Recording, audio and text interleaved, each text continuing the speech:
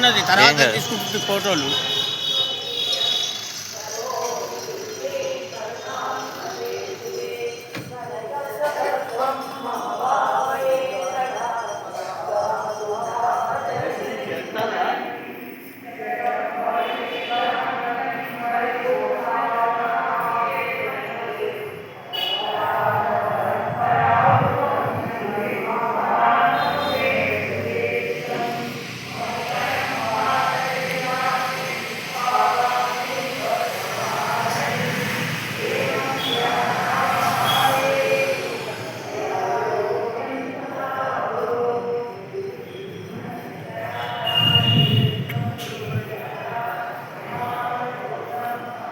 గురుగారు నమస్కారం.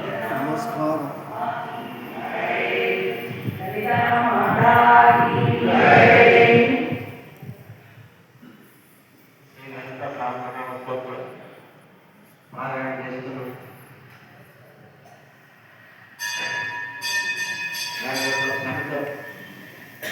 సహస్రనామాలతో చేయబడే ఒక ఫలితాన్ని ఒకసారి 28వ తారీఖు నాడు, డిసెంబర్ 28వ తారీఖు నాడు శ్రీ లలితా శివ విష్ణు సహస్రనామ స్తోత్రం పారాయణం చేయడం జరిగింది. భగవద్గీత పారాయణం చేసిన లలిత సహస్రనామ పారాయణం చేయండి. లలిత సహస్రనామంలో ఉత్తర పీఠిగా సహస్రనామాల గురించి మనకు క్లుప్తంగా తెలియపరుస్తున్నది. ఇత్యేతత్ నామ సహస్రం కథితం తే ఘటోద్భవ రహస్యానాం రహస్యం చ లలితా ప్రీతిదాయకం. ఓ అగస్త్య మహర్షి, నీకు ఈ విధంగా రహస్యములో రహస్యమైనది లలితాదేవికి ప్రీతిని కలిగించు ఈ నామ సహస్రము చెప్పబడినది. అనేన సదృశం శ్లోకం న భూతం న భవిష్యతి సర్వరోగ ప్రశమనం సర్వ సంపత్ప్రదర్ధనం. ఈ స్తోత్రంతో సమానమైనది పూర్వము లేదు, ముందు రాముడు, సర్వ రోగాలను శమింపజేయలేదు, సర్వ సంపదలను కలిగింది. అయితే సర్వాపమృత్యు శమనం కాలమృత్యు నివారణం సర్వజరాంతి శమనం దీర్ఘాయుష్య ప్రదాయకం.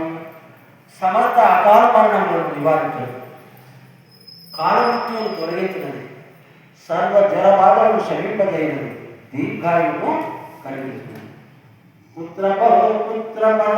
పుత్రాణం పురుషార్థ ప్రదాయకం ఇదం విశేషతా దేవ్యా శ్రీస్తోత్రం ప్రీతి విదాయకం.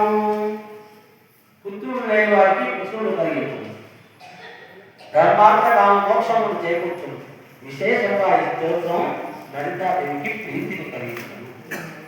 జపే నిత్యం ప్రయత్నేన లలితోపాసనతర ప్రాతస్నాత్వా విధానేన సంధ్యా కర్మ సమాప్యత. లలితాదేవి ఉపాసన ఎందు ఆసక్తి కలవారు ప్రయత్నంతో నిత్యం జపించవాలి. ప్రాతకాలంలో విధి ప్రకారం స్నానమాచరించి సంధ్యావందనం, పూజాగృహం తతో గత్వా చక్రరాజం సమర్పయేత్. విద్యాం జపేత్ సహస్రం వా స్త్రిశతం సతమేవ వా. సూర్యుడికి అర్ఘ్యమిచ్చినట్టు తప్ప పూజాగృహంలోకి వెళ్ళి శ్రీచక్రం పూజించాలి. పంచదశ విద్యం 1000 లేక 300 లేక 108 పర్యాయం జరుగుతాయి.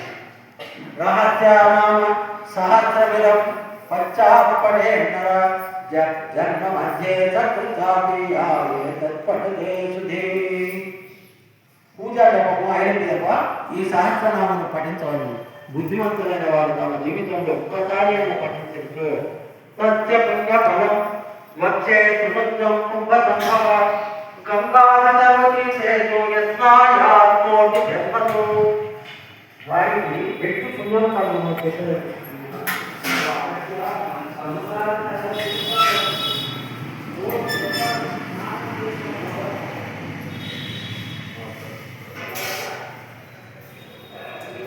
నమస్కారం గురించి